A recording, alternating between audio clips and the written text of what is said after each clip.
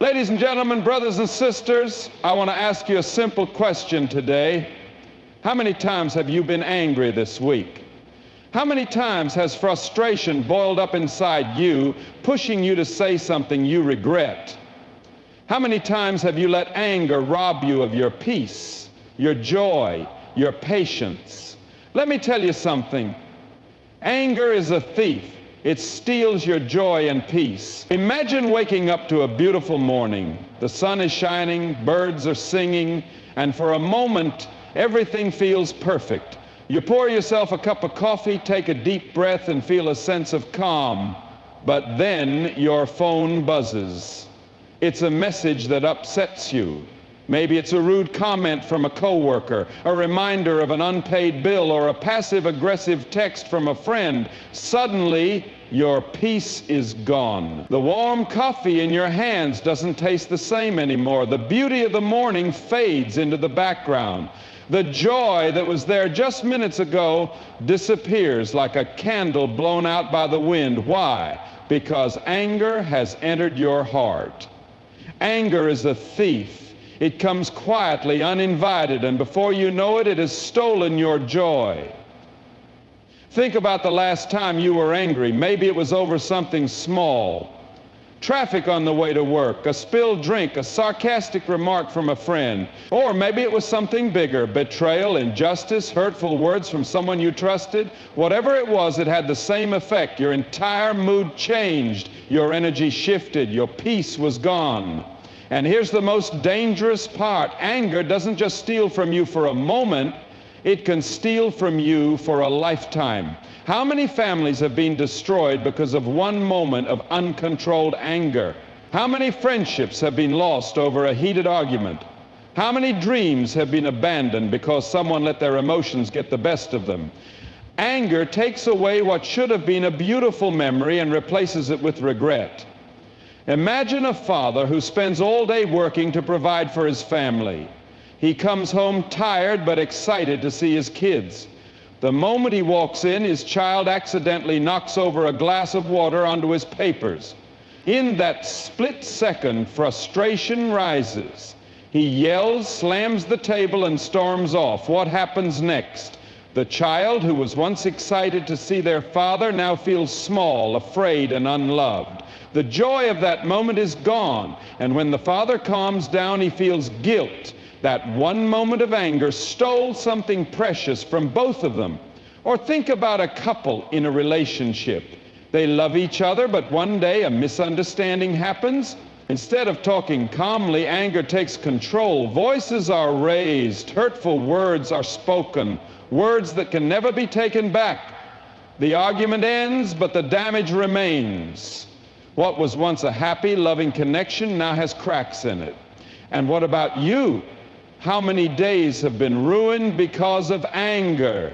How many nights have you stayed awake, replaying an argument in your head, letting frustration rob you of peace? You see, anger doesn't just steal joy in the moment. It lingers. It turns into bitterness. It keeps you prisoner to emotions that do nothing but drain you. But the good news is this. You don't have to let anger steal from you anymore. The next time anger rises inside you, recognize it for what it is. It is not strength. It is not power. It is a thief waiting to take away something valuable. Instead of letting anger take control, pause, breathe. Choose to protect your joy. Choose to guard your peace. Because once anger steals it, you may never get that moment back. Ladies and gentlemen, brothers and sisters, I want to ask you a simple question today. How many times have you been angry this week? How many times has frustration boiled up inside you, pushing you to say something you regret? How many times have you let anger rob you of your peace, your joy, your patience? Let me tell you something. Anger is a thief. It steals your joy and peace. Imagine waking up to a beautiful morning. The sun is shining, birds are singing, and for a moment, everything feels perfect. You pour yourself a cup of coffee, take a deep breath, and feel a sense of calm.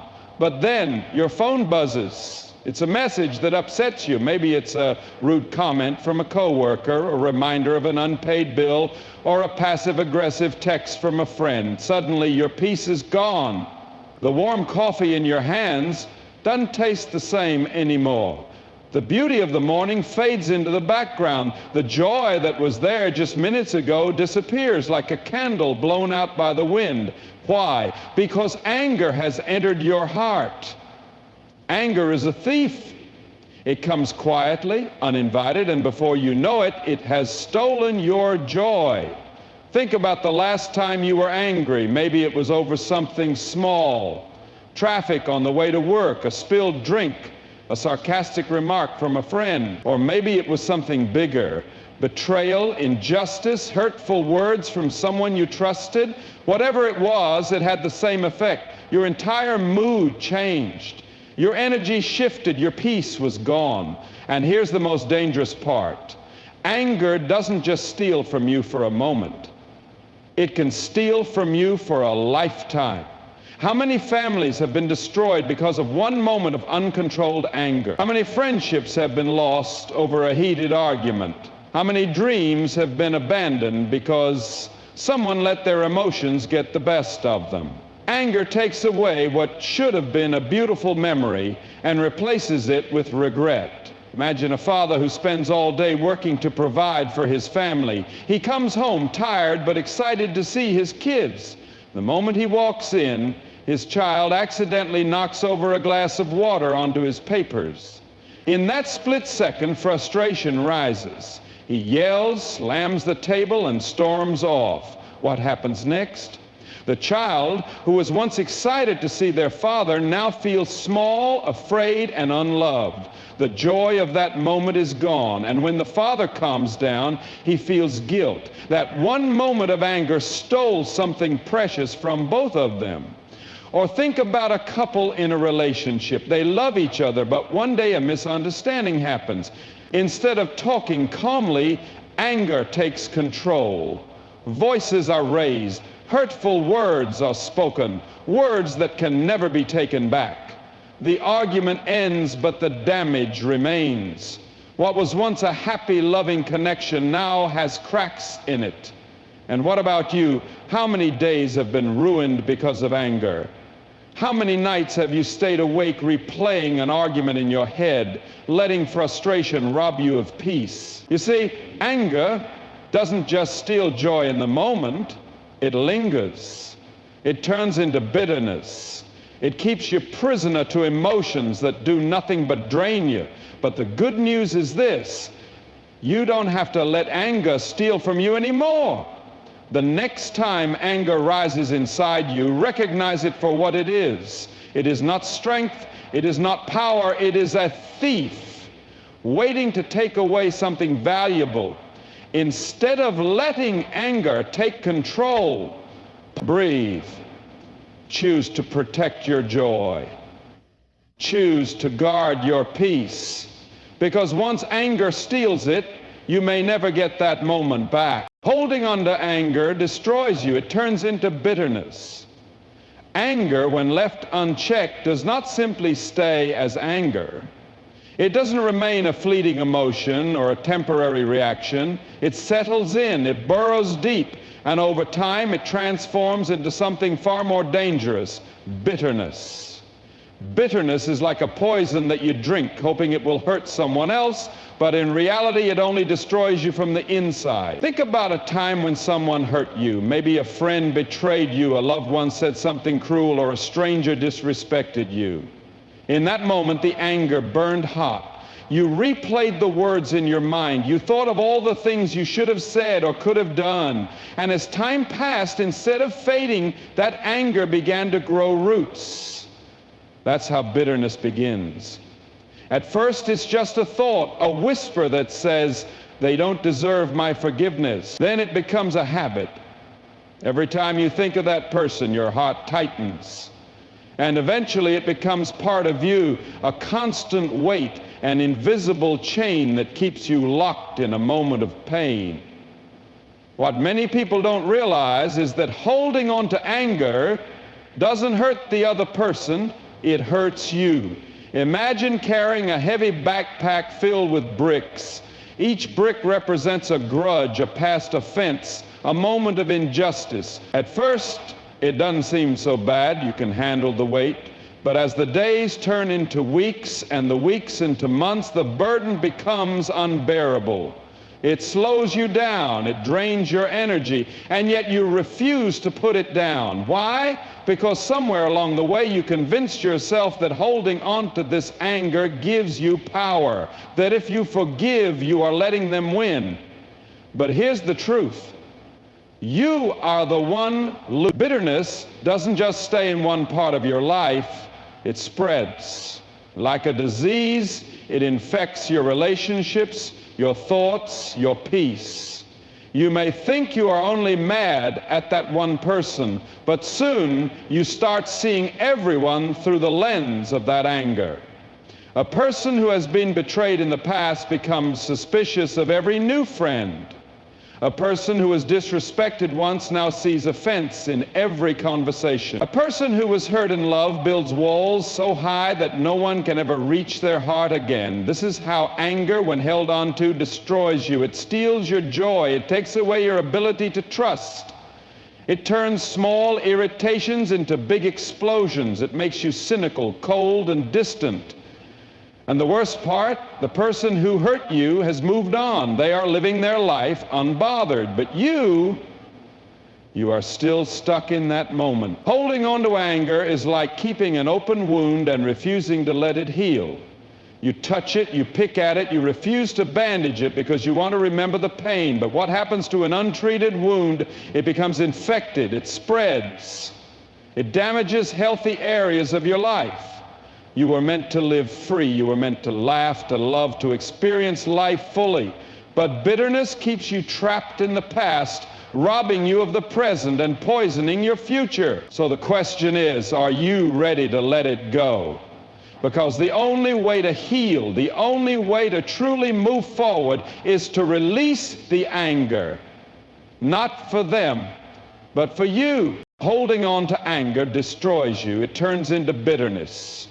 Anger feels powerful in the moment. It gives you a rush, a sense of control, an illusion that you are standing your ground. But what happens when that anger stays? What happens when you replay the hurtful words, the betrayal, the injustice over and over again in your mind? It doesn't fade away, it transforms. It hardens. It turns into bitterness.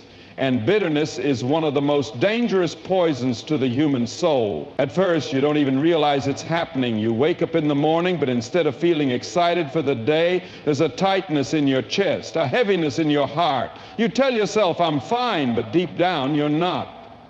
You carry the weight of unresolved anger like a bag of stones strapped to your back.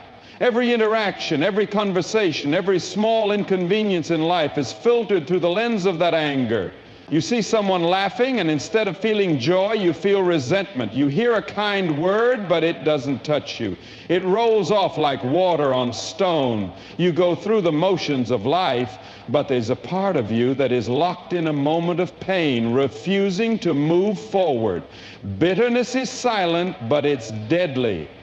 Imagine you plant a small seed in the ground. If that seed is love, peace, and forgiveness, it grows into something beautiful, a strong tree full of life. But if that seed is anger and you water it daily with thoughts of revenge, resentment, and self-pity, what grows instead?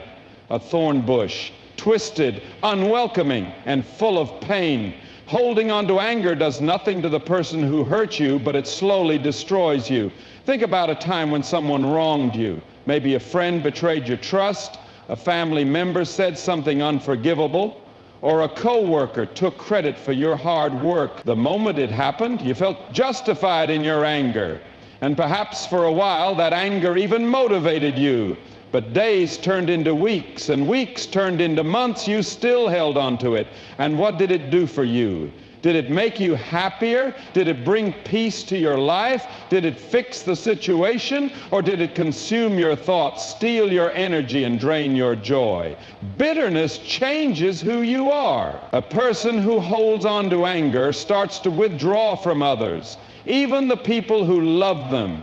They become skeptical, assuming that everyone will hurt them eventually. Their words become sharper. Their patience runs thinner, and their ability to experience happiness becomes smaller. And here's the worst part. The person who caused your pain has probably moved on. They are living their life unaware of the storm raging inside you. But you are still stuck in the past, still carrying a weight that was never meant to be yours forever. Think about a cup of black coffee. The longer it sits untouched, the colder and more bitter it becomes. That's exactly what happens when you hold on to anger. Time doesn't heal bitterness, letting go does. It takes strength to release anger. It takes courage to forgive, not because the other person deserves it, but because you deserve peace. Let go, not for them, but for you. Because life is too short to live with a heart weighed down by the past. You always have a choice. Anger is not automatic. Life is unpredictable. Every day we face situations that test our patience, push our limits, and challenge our emotions. Someone cuts you off in traffic. A coworker takes credit for your work. A family member says something hurtful. In these moments, anger feels like the natural response, like it's automatic, something you have no control over. But that's an illusion. Anger is not automatic. It is a choice. Think about it. If anger were truly uncontrollable, then every single person in the world would react the same way to the same situation. But they don't. What makes one person explode in rage might not bother someone else at all. The difference isn't the situation itself, it's the choice made in response to it. Imagine two people in a restaurant. The waiter accidentally spills a drink on both of them. The first person jumps up shouting, blaming the waiter, demanding an apology. Their face is red, their heart is pounding, and their entire meal is now ruined by their anger. The second person, however, smiles and says, "It's okay, accidents happen." They wipe themselves off, maybe even laugh, and continue enjoying their evening. Same situation, two completely different reactions. What does that tell us? It tells us that anger is not something that happens to you, it's something you allow to happen. Let's look at an example from daily life. Picture a mother who has had a long, exhausting day. She's been dealing with work, house chores, and endless responsibilities. Just as she sits down to rest, her child runs in and spills juice all over the floor. At that moment, frustration rises like a wave. The immediate reaction might be to yell, to let anger take over. But then she pauses. She reminds herself, I have a choice. She can either react with anger and make her child feel ashamed, or she can take a deep breath, understand that it was an accident, and handle the situation with love and patience. One reaction leads to guilt, hurt, and regret. The other leads to understanding, peace, and a stronger connection. Now think about your own life. How many moments have been ruined because of anger? How many relationships have suffered because you reacted instead of choosing? The truth is, every time anger rises within you, you are standing at a crossroad. One road leads to outbursts, tension, and negativity. The other leads to calmness, wisdom, and self-control. And the best part, you are in control. Yes, emotions are powerful. Yes, anger can feel overwhelming. But no matter how strong it feels, it is never stronger than your ability to choose how you respond. Think about the most respected leaders, mentors, and role models in history.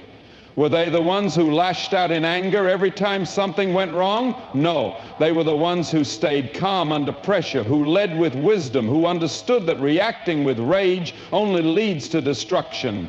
So the next time you feel anger rising, remind yourself, I have a choice. Pause, take a breath, ask yourself, will this anger help me? Will it solve anything, or will it just steal my peace? Choose wisely, because anger is never automatic. It's always a decision. The Bible teaches self-control, not explosive reactions. In a world that often celebrates quick tempers and emotional outbursts, the Bible offers a different message, a message of self-control, patience, and wisdom. While society may say, if someone disrespects you, put them in their place, or don't let anyone walk over you, fight back, the Word of God calls us to something greater. It calls us to master our emotions rather than be mastered by them. The Bible does not teach us to respond with rage, to lash out, or to allow our emotions to control us. Instead, it teaches self-discipline, restraint, and a spirit of peace. Proverbs 16:32 says, "Better a patient person than a warrior, one with self-control than one who takes a city." Think about that. True strength is not found in shouting, in getting revenge, or in winning arguments. True strength is in self-control. But what does that look like in everyday life? Imagine you're at work and a coworker unfairly criticizes you in front of others. Your heart pounds. Your face feels hot. Every part of you wants to fire back, to defend yourself, to show them they can't talk to you like that. But then you remember the words of James 1:19. Everyone should be quick to listen, slow to speak, and slow to become angry. So instead of reacting, you take a breath. You let the moment pass without making it worse. Later, when things have calmed down, you address the issue with wisdom and clarity instead of anger and frustration. That is self-control. Or think about this. You're driving and someone cuts you off. It's frustrating. Your first instinct might be to honk, yell, or even chase after them to prove a point. But Proverbs 14:29 reminds us, "Whoever is patient has great understanding, but one who is quick-tempered displays folly." In that moment, choosing patience over anger is not weakness, it is wisdom. Even in the life of Jesus, we see the perfect example of self-control. When he was insulted, he did not insult in return. When he was betrayed, he did not seek revenge. When he was beaten and mocked, he remained silent, full of grace. He had every right to be angry. No one would have blamed him for responding with rage. But he knew that true power does not lie in explosive reactions. It lies in calm, unwavering strength. Think about how many regrets in life come from moments of uncontrolled anger. Harsh words spoken that can never be taken back.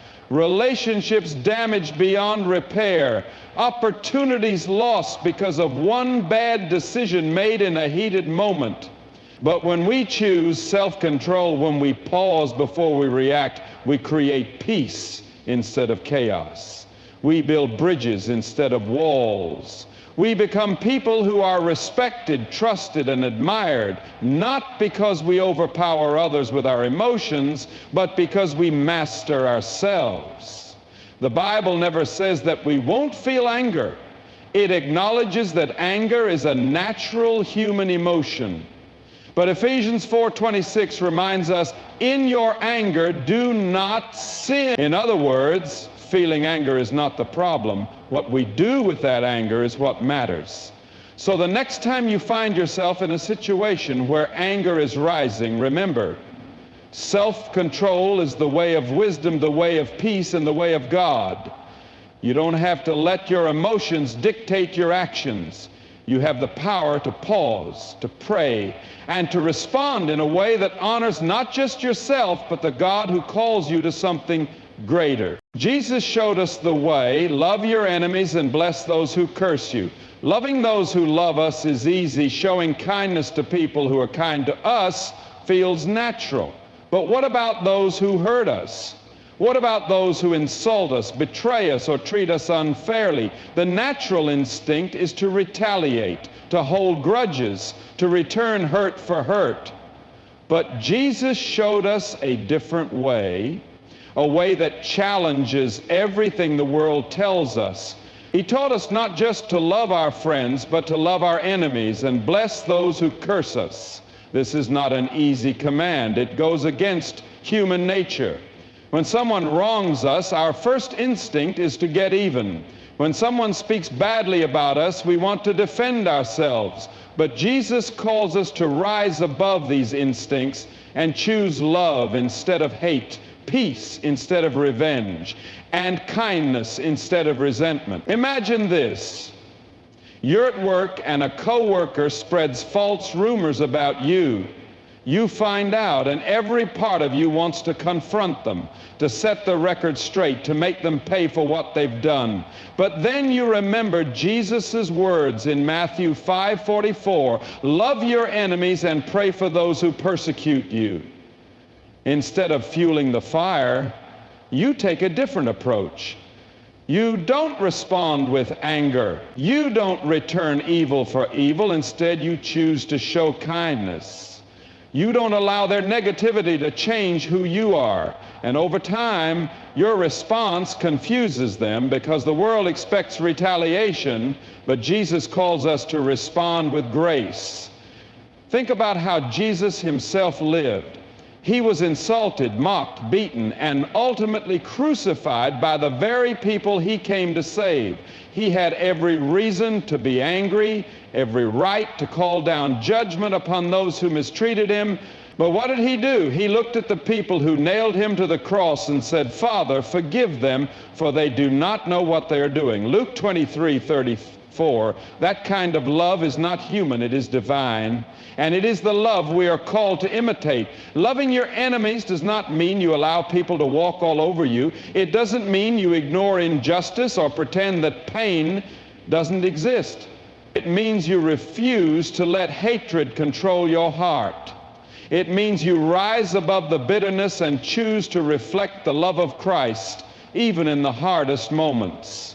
Blessing those who curse you is an act of faith. It means believing that God is your defender, that justice belongs to him, and that he will take care of what you cannot.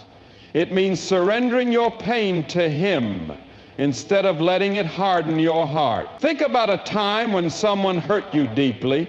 Maybe a friend betrayed your trust. Maybe a family member rejected you. Maybe a stranger treated you unfairly. The pain was real. The anger was justified. But did holding on to that anger bring you peace? Or did it keep you trapped in bitterness? When we love our enemies, we set ourselves free. We refuse to let their actions define us. We refuse to let their hatred change the goodness within us. Jesus didn't just tell us to love our enemies, he showed us how. Every step of his life was an example of radical love. Love that forgives, love that heals, love that refuses to be poisoned by resentment. So today, if you are struggling with anger, if you are holding on to hurt, ask yourself, what would Jesus do? Would he seek revenge? Would he hold a grudge? Or would he respond with love, even when it seemed impossible? Jesus showed us the way. Now it's up to us to follow it. The 3-second rule. Pause before reacting and ask if it's worth it. In the heat of the moment, anger feels instantaneous, like a fire that ignites without warning. Someone insults you, cuts you off in traffic, or speaks to you in a disrespectful tone, and before you even think, you react. Your voice rises, your pulse quickens, and you lash out with words you might later regret. But what if there was a way to stop this cycle? What if, instead of reacting immediately, you paused for just 3 seconds? The 3-second rule is simple. Before reacting, take a deep breath, count to 3, and ask yourself, is this worth it? 3 seconds might not seem like much, but those 3 seconds can be the difference between peace and regret, wisdom and foolishness, a strong relationship and a broken one. Think about this. You receive a text that upsets you. Your fingers hover over the keyboard, ready to send a sharp response, but you stop. You take a deep breath. You count 1, 2, 3, and suddenly the words you were about to send don't seem so wise anymore. You realize that firing back won't solve anything. It will only escalate the situation. So instead of reacting emotionally, you choose to respond with calmness and clarity. This small pause saves you from unnecessary drama. It prevents an argument, keeps your relationships intact, and allows you to handle the situation with wisdom instead of impulse. Now, imagine a different scenario. You're having a conversation with someone, and they say something hurtful. Anger surges inside you. The words are right there, ready to come out. But instead of reacting, you apply the 3-second rule. You pause. You breathe, and in that brief moment, you gain control over your emotions instead of letting your emotions control you. You ask yourself, is this worth getting angry over? Will my reaction make the situation better or worse? Will I regret what I say? And more often than not, you realize it's not worth it. We've all had moments where we let anger take over and later wished we had handled things differently. Maybe we yelled at a loved one, slammed a door, or sent a text we couldn't take back. But regret always comes after the reaction, never before. The 3-second rule helps prevent those moments of regret. It teaches patience. It gives your mind time to process before your emotions take control. It allows you to respond thoughtfully rather than react impulsively. Think about a glass of water. If you shake it, the water spills out. But if you set it down for a moment, the movement settles and the water becomes still again. Your emotions work the same way. If you react instantly, the anger spills out. But if you pause, even for just 3 seconds, the intensity fades and clarity takes its place. Using the 3-second rule doesn't mean ignoring your emotions. It doesn't mean suppressing anger or pretending problems don't exist. It simply means giving yourself the space to choose your reaction instead of being controlled by it. The Bible even teaches this principle in James 1:19. Everyone should be quick to listen, slow to speak, and slow to become angry. That small pause, those 3 seconds, are the difference between reacting and responding. So, the next time you feel anger rising, before you say something you can't take back, before you send that message, before you let your emotions take over, pause, count to 3, and ask yourself, is this worth it? Most of the time, you'll find that it's not. And that single decision will save you from a lifetime of unnecessary conflict, regret, and broken relationships. The 3-second rule is simple, but it can change everything. Mastering anger brings peace. You become untouchable. Anger is one of the easiest emotions to give into. It rises quickly, demands to be felt, and urges us to react. But the truth is, when anger controls you, anyone can control you. If a rude comment, a small inconvenience, or someone's bad attitude can ruin your mood, steal your joy, and dictate your actions, then you are at the mercy of the world around you. But when you master your anger, you take back your power. You become untouchable. Think about it. When someone tries to provoke you, they are hoping for a reaction. They want to see you flustered, upset, or out of control. If you respond with anger, you are giving them exactly what they want. But if you remain calm, if you refuse to let their negativity disturb your peace, you win. Imagine a person standing in the middle of a storm. The wind is howling, the rain is pouring, lightning flashes across the sky. But this person is calm, steady, unmoved. That is what it feels like to master anger. No matter what happens around you, your peace remains unshaken.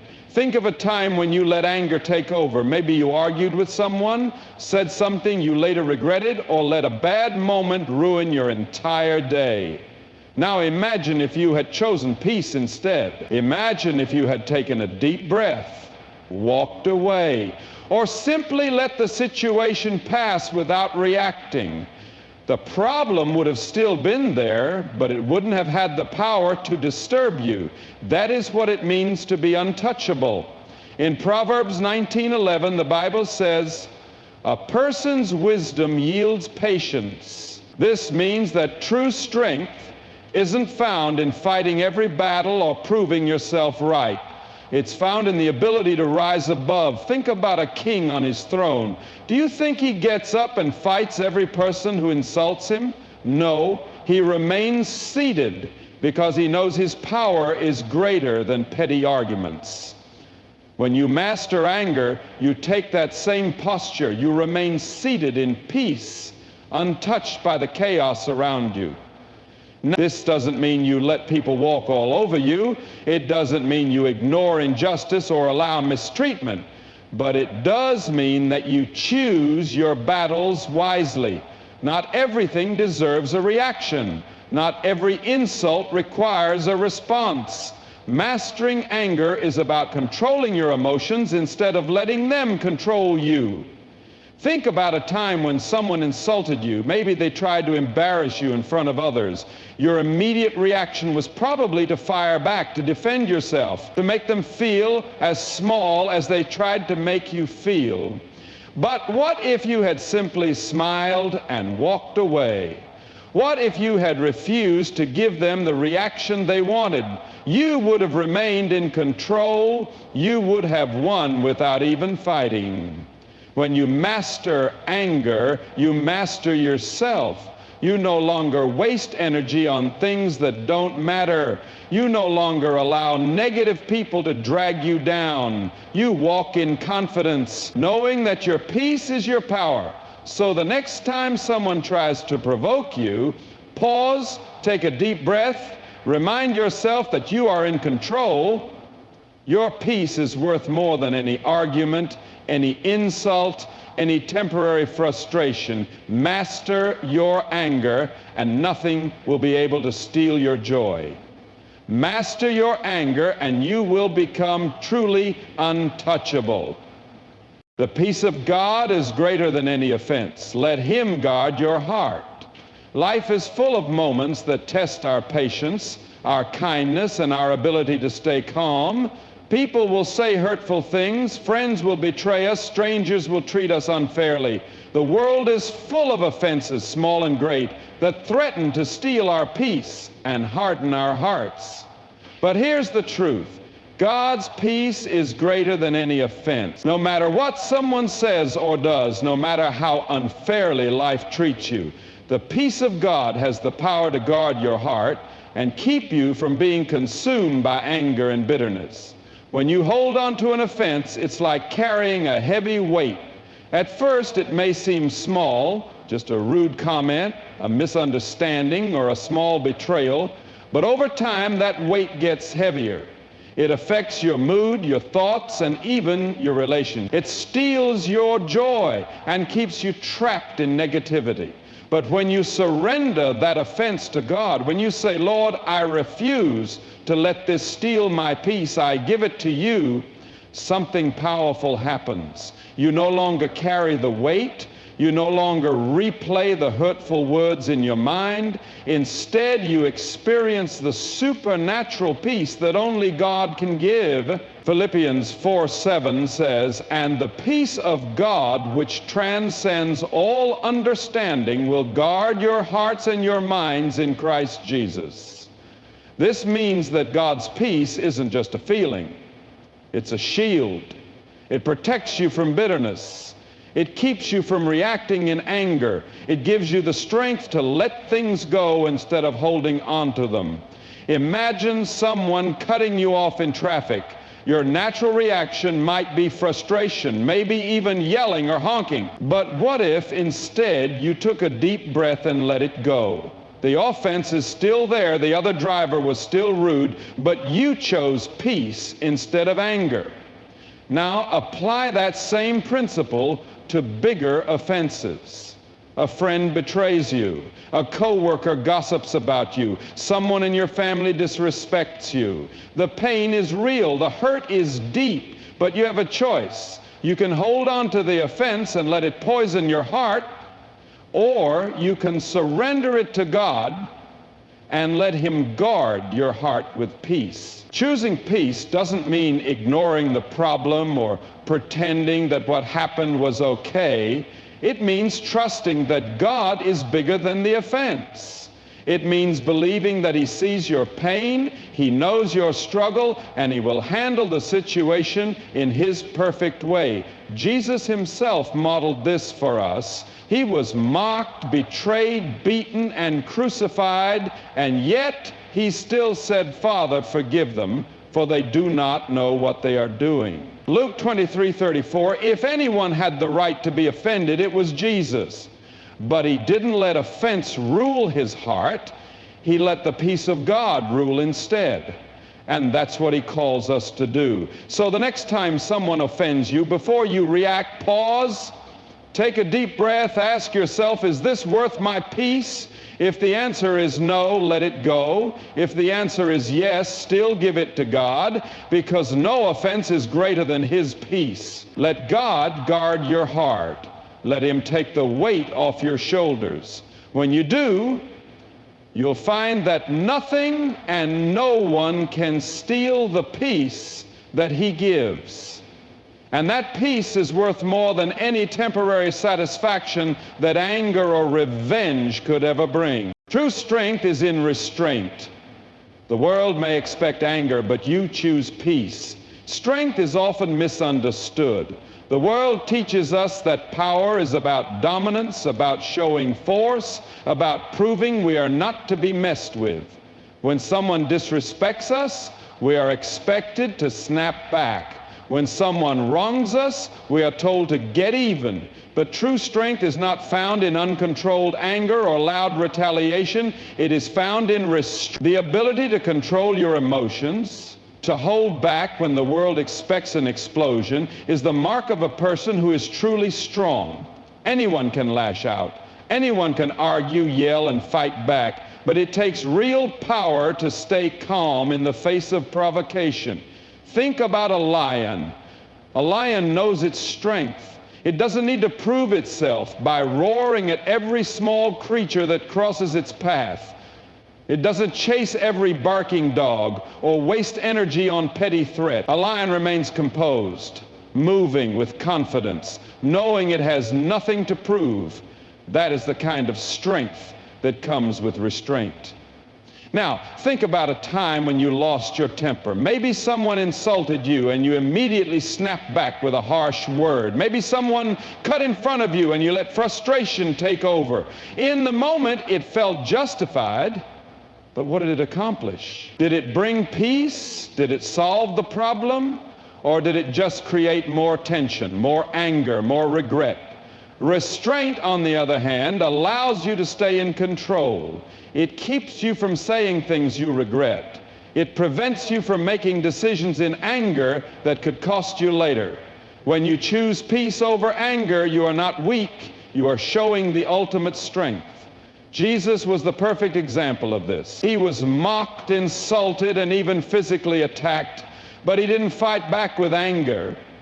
He didn't lash out or try to destroy his enemies. He remained calm, focused, and full of love.